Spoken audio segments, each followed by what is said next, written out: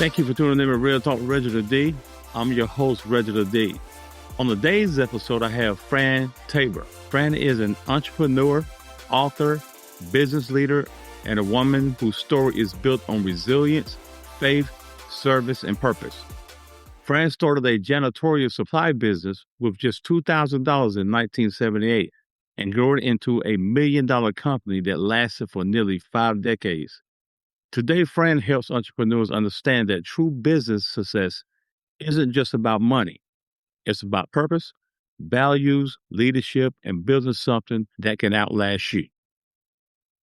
Welcome to the show, Fran.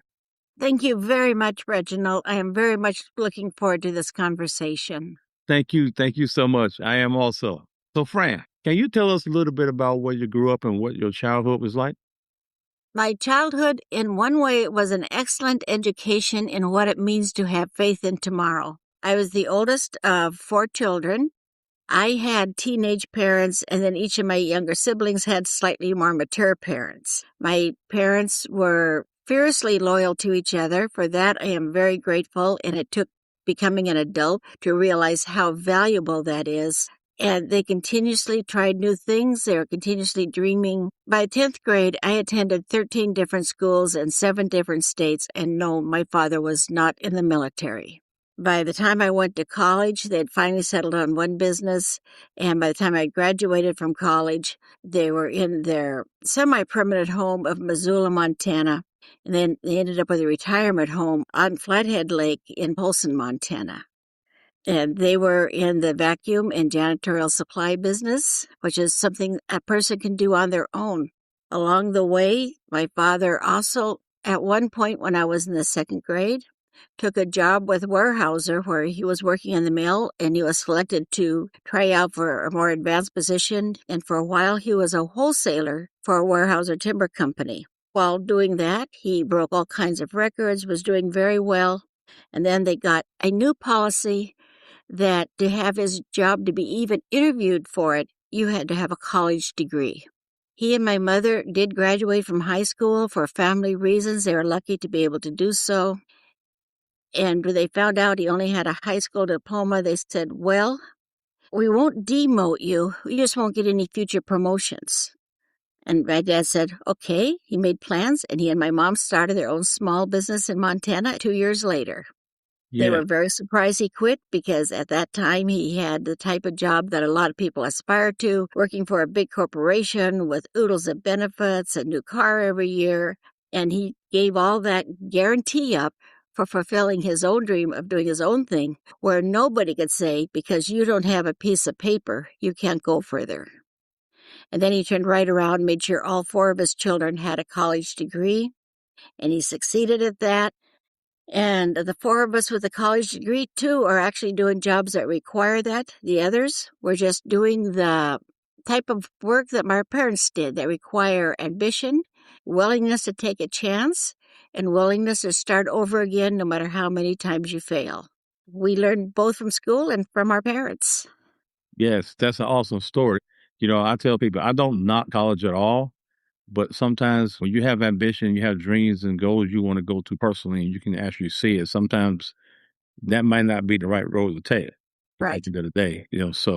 So Fran, take us back to the beginning. What inspired you to start your business in 1978 with only $2,000? Well, first of all, actually, the $2,000 is a little bit of an exaggeration that we found a place that had repaired trucks that after the down payment left us with $2,000 to start the business. And we deliberately got one outside of town where we could legally have a home business combination, which I still think is probably one of the best lifestyles. It's the modern equivalent of the family farm.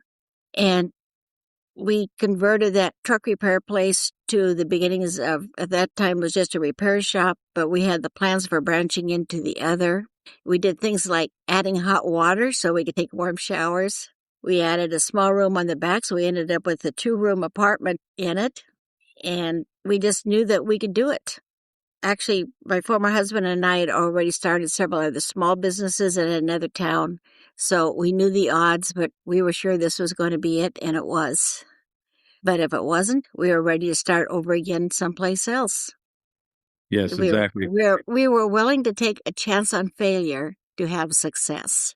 That's what life is all about. That's what life is all Yes. about. My grandparents was the same way. They didn't have the education. I think my grandfather had like I think it was seventh grade education or something like that. And then back in the South, you had to go pick cotton. You had to do all that kind of stuff. But he ended up, Hmm.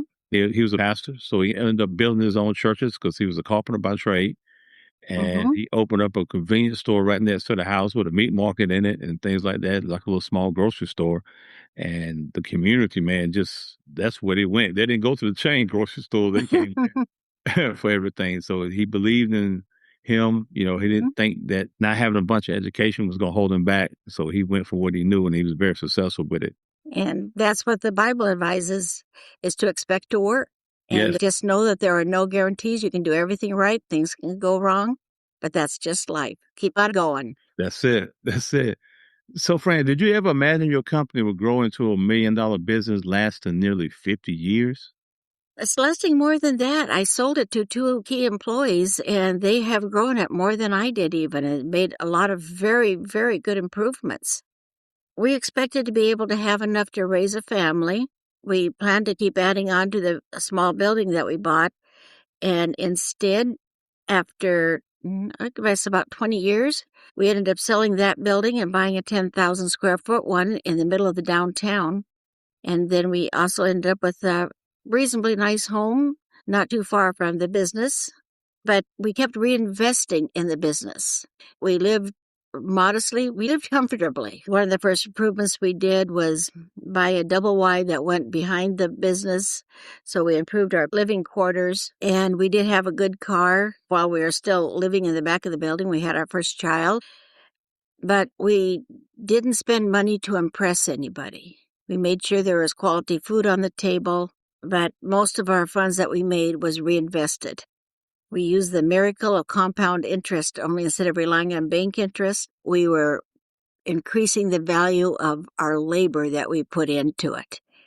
And we were only in business for about almost 2 years, less than 2 years, when we had to hire our first employee because we were getting more business than we could handle ourselves. And we paid our employees well right from the beginning. They never appreciated the fact that many times my employees made more money than I did. But Wow. I owned the property, so that built up my value, and it enabled me to have a comfortable retirement when I sold the building. Yes. So let me back up on something, Fran. Now, you said that you sold a business to a couple of employees. Man, Yes. that's remarkable. How does that work? Because I think that is so remarkable because you give something to somebody who's been in the fight with you and been in the grind with you Hmm. all that time, and give them the opportunity to buy. So how was that? What was that about? Well, I was lucky that they weren't only two of my employees, but one of them was the son of my key employee who was my age. And so he practically grew up in the business. And what turned out to be a blessing was the last couple of years I owned the business. I ended up having to spend more and more time with my mother, who was widowed, and the last year of her life, the 5 days a week during the work week, I drove down south and spent that week with her. And then on the weekends, my youngest brother would drive up from another town and spend the weekends with her while I go home, check to see what was going on with the business. And I had had a good job of training my employees. As somebody way back when advised me that the whole secret of leadership was to do your best to replace yourself. You look to see what you are doing that could be done by others, and you train them, because this is your primary insurance, is if you have other people that can do what you do. And I had a whole staff that by that point in time was trained. They didn't have as deep a knowledge about some of the products as I did, but they still knew more than 99% of most people. So I was able to basically not work for a full year. And that gave those two employees a chance to see what they could do on their own. So by sheer accident or God's planning, I had two employees that had spent a year doing most of what they'd have to do as business owners. I was still the only one allowed to write checks, which I would spend a lot of time on the weekends writing checks and looking at the checkbook. but they did a lot of the ordering. They did all the checking in. They supervised other repair people. They handled classes that we gave. They pretty much did it all. There's a husband and wife team. And for the man, he had his father who had been with me for all those years to lean on. But because I could not be in the business for all practical purposes for that year, they learned that they really enjoyed doing it. And because I made money selling the building, which they were able to lease back from the person who bought the building, which that worked out because I was going to help them relocate in exchange for all the work that they did while I was taking care of my mother. I basically sold them the business for the value of the inventory, which was still a hefty sum. That 10,000 square feet was not empty. Oh, man, that's remarkable. But they basically bought an ongoing business for the price of the inventory. Great, man. But they also put in a lot of sweat equity because I still had a business after taking a year off. And I am extremely grateful I was able to spend that last year with my mother. Yes. And Yes. don't know if I would have trusted anybody else with her care. Right. And I was very grateful that all four of us kids did what we could to take care of her. But then our parents sacrificed a lot for us while we were growing up, and we were all four grateful for each in our own way being able to return the favor. Exactly. So, Fran, you survived divorce, recessions, COVID, and cancer while running the business. What season tested your faith? And I probably know the answer. What season tested your faith and resilience the most? Well, after my cancer, first of all, if you're going to have cancer, you want thyroid cancer. That's the best one to have. You're most apt to have a complete recovery, least apt to have anything spread, and that's the one I had. I had made a decision years before when my health insurance company left the state that to go without personal health insurance because I looked at how much a month it would cost me and I looked at how much credit I had available on credit cards. And I just go, well, if I ever had anything really major, I could put it on credit cards. And if it was beyond that, I'd worry about that then. So when I woke up from my cancer operation, I could not believe how good I felt. I was technically not feeling right, but I felt like a 60-pound bag had just been taken off my back, that my body knew that, okay, we got rid of it. And it has snuck up on me gradually. I didn't realize how bad I had felt. So I was feeling all optimistic. Now, one of the things about thyroid cancer, you're underworked thyroid, you don't have the energy level. And for the previous 4 or 5 years, I had not been doing anywhere near the double book work, double checking on things I had always done just as a matter of course. In fact, I had a cot in my office that it was originally for 15-minute power naps in the afternoon. And then I was doing 2-hour naps in the afternoon and an hour nap in the morning. And after dinner, I didn't have the energy to go back and check on things like I used to have. And when I first good day, I went back and looked at the books. I thought, this does not look right. And this was in January. And I took my paperwork into my accountant. She took one look at it and said, your credit cards are screwed up. I have never seen them look like this. And all of a sudden, like all kinds of little things, the back of my mind clicked. That night, I sat down and I got all of the return checks from the bank. And at that point, the checks came back on a sheet this size, and they were like 4 or 5 across and a whole bunch down, and they were tiny. And you actually had to look at a magnifying glass to be able to see the details on the checks. I started looking, and I found out, wait a minute, I had been paying 2 electric bills every month, 2 water bills, and I suddenly realized that things weren't matching up, and my bookkeeper had actually scratched out the printed on account numbers and put on her account numbers. So that was after hours. So I called up all the credit card companies. They said, well, we can't tell you whose account that is. I said, well, if I give an educated guess, can you tell me if the guess is right or wrong? And they said, well, I guess you could do that. So I gave my bookkeeper's last name. That's a really good guess. That's it. And so I've been paying maximum amounts on her credit cards and minimum payments on mine. So credit cards, I had reason to think that had practically nothing on them, that I was going to be putting my medical bills on. We're getting close to max out. And the next day I called up the utility company, same thing. So I called her in and talked to her and said, you don't have a job any longer. Now, one of the things that made it complicated for me, and this meant far more to me than it did to her, I knew for a fact she and her husband had their grandchild, cutest little boy, less than 2 years old, living with them because their daughter was not fit to raise him at that point in time. I knew if I did anything that would have her prosecuted, they would lose custody of the little boy and he would be going into the welfare system. My sister has taken in about a dozen foster kids. I know what happens to those children in the welfare system, that a lot of it would just absolutely break your heart. And I wasn't going to put a toddler in that situation. So I did not professionally prosecute her, but I did do a written report to the state and a written report to the police. As I told her, she would not be able to have a job of fiduciary responsibility in the state of Montana again. And instead of saying thank you, she said, well, it was all my fault for making it too easy for her to steal, which I said, okay, I already did this because of her reasons of conscience. I'm disappointed she didn't at least pretend to be grateful. But that was one of my lessons, that you don't do things for the gratitude of people, you do them because they're right or wrong. That was a hard decision. And that But shows I you really did good. still have quite a bit of credit on my credit cards available because I still had some that had just not been used. When you have good credit, people want to give you credit. It's really dumb. When I was younger and I desperately needed it, nobody wanted to give me any.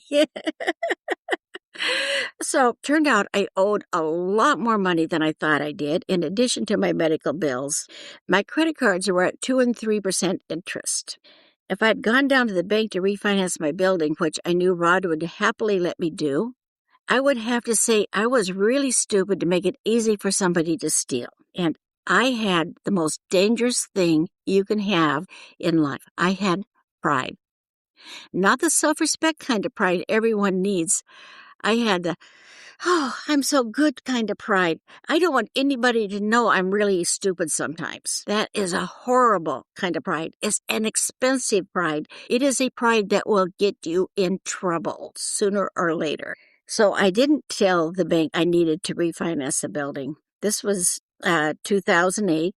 I went instead to the instant credit of credit cards and put close to just over $100,000.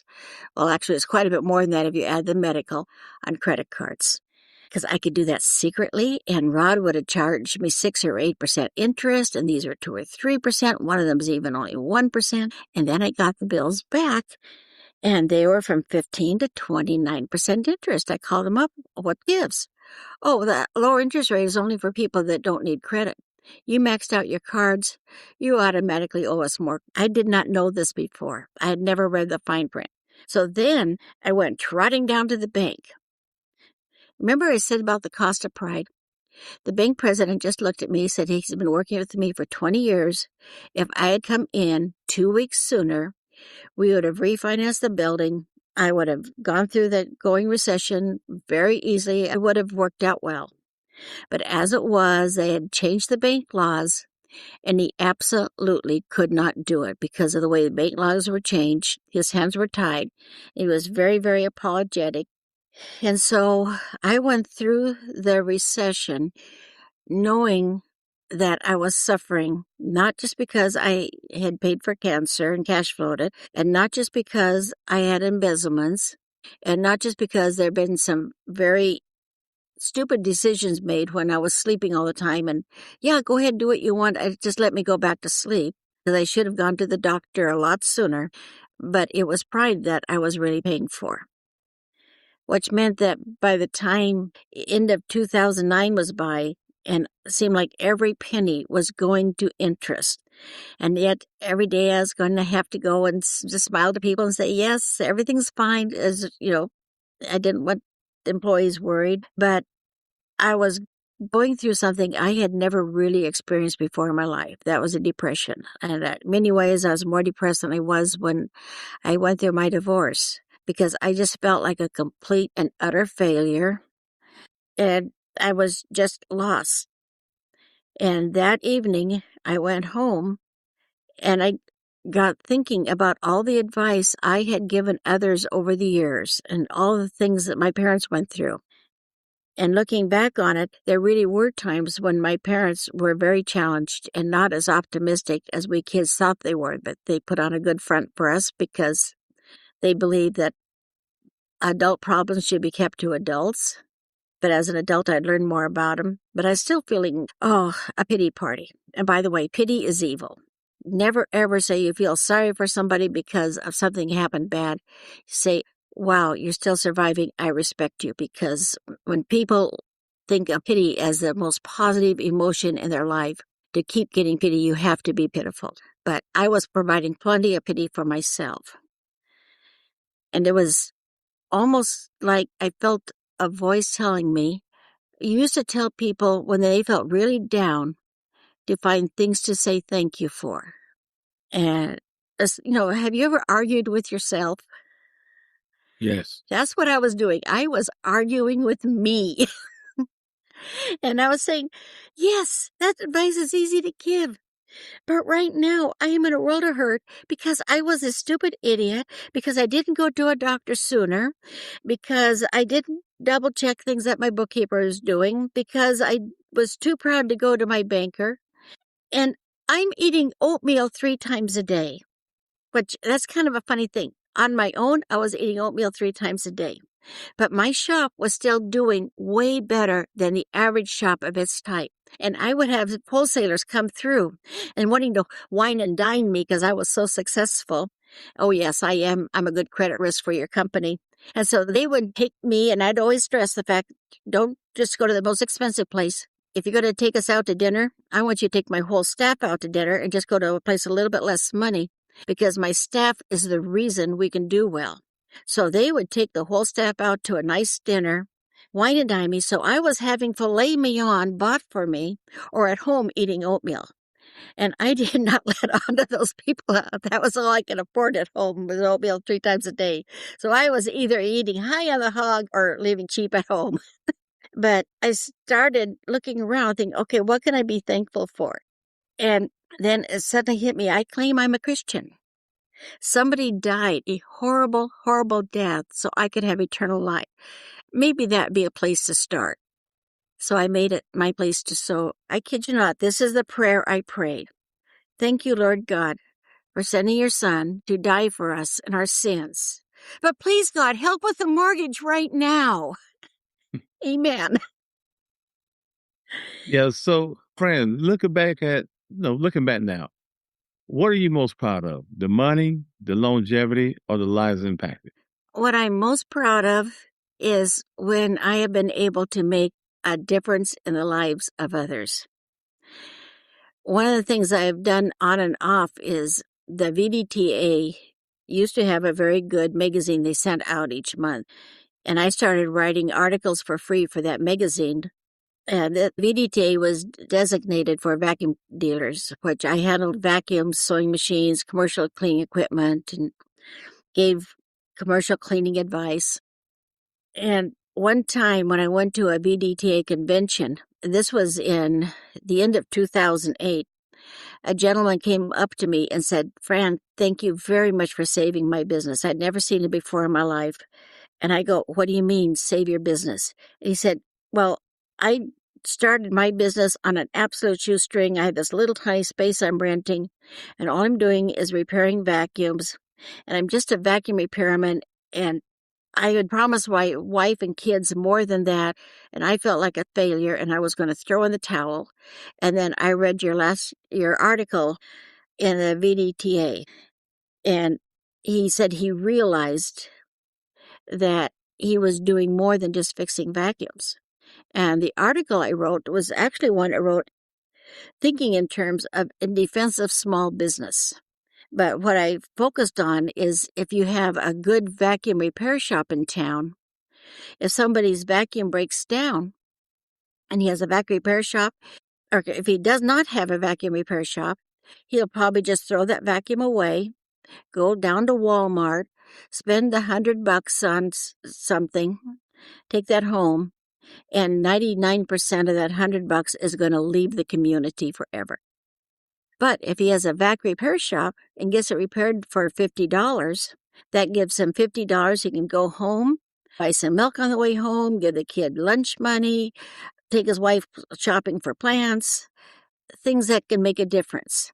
Meanwhile, that $50 spent at the repair shop, almost all of it stays in the community to be spent in the community, to be recycled in the community. So he is not only helping people save money for their own use, but he is contributing to the economic wealth of his community, because a dollar spent is recycled several times. And he had never before thought of his business as something more than just a place to make a dollar for himself. He had never realized how important it was to his community, how it had enabled money to stay there, and how he was helping the lives of others. And when he read that article, he talked about it with his wife. He said the next day he went back to work. He cleaned the windows, he cleaned the shelving, he really cleaned his shop, because if his shop was going to be that important to the community, it better look it. And he couldn't believe it. He suddenly was able to charge more for his repair work because people felt more confident in him because he had a clean shop. And after he's making more money, he started handling more things than just doing repair work and selling more things, and started selling a line of new vacuums and more confident about selling the used ones he sold. He said he basically doubled his business because of the article I wrote. And to be honest, that was probably one of the proudest moments of my life, not counting things happening in my personal life with my children, which they get embarrassed when I talk about them. They're both adults. They both have children of their own. They still get embarrassed when I talk about them. Oh, yeah. So that's the biggest But on thing. a professional level, it really shocked me because it never occurred to me that, well, first of all, anybody actually read what I wrote. But when I was struggling with an idea, a lot of times I would turn it into an article, because I found that writing is a really good way to clarify what you're thinking. And if it helped him run his business better, I imagine it helped others. Yes. But Yes. he was just very grateful. Oh, yes. And I'm big on small business. I got a store up the street, man. I go to this guy all the time for whatever when I go through there. So it's just a different feel when you go in there, different relationship than any other. Fran, I have what I call quick fire questions. Sure. That's not a right or wrong answer. I'm just going to shoot them at you, and you just tell me. Give me one word that describes your entrepreneurial journey. Faith. Okay. What's more important in business, passion or discipline? Discipline. Okay. The biggest mistake entrepreneurs make today.